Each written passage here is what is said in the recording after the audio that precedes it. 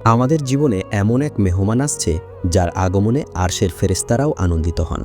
হ্যাঁ, আমি পবিত্র মাহে রমজানের কথা বলছি। আল্লাহ তাআলা এই মাসটিকে কেন এতটা মর্যাদা দিলেন? কারণ এই মাসেই নাজিল হয়েছে পবিত্র কুরআন, যা মানুষের অন্ধকার জীবনকে নূরের আলোয় ভরিয়ে দেয়। রমজান মানে কেবল না খেয়ে থাকা নয়, রমজান হলো আত্মার শুদ্ধি। নবীজির সময়ের একটি ছোট্ট গল্প শুনুন।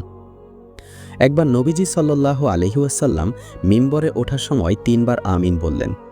সাহাবাই কেরাম অবাক হয়ে কারণ জানতে চাইলে তিনি বললেন, জিব্রাইল আলাইহিসসালাম এসে বললেন, ধ্বংস হোক সেই ব্যক্তি যে রমজান মাস পেল অথচ নিজের গুনাহ মাফ করিয়ে নিতে পারল না।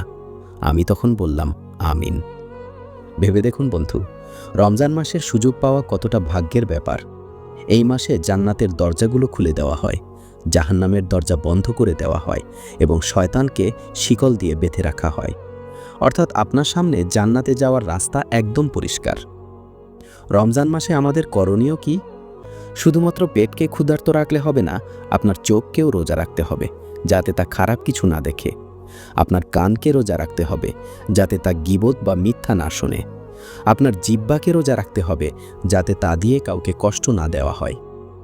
নবীজি সাল্লাল্লাহু আলাইহি ওয়াসাল্লাম বলেছেন, যে ব্যক্তি ঈমানের সাথে এবং সওয়াবের আশায় রমজানের রোজা রাখে তার পূর্বের সব গুনাহ ক্ষমা করে দেওয়া হয়।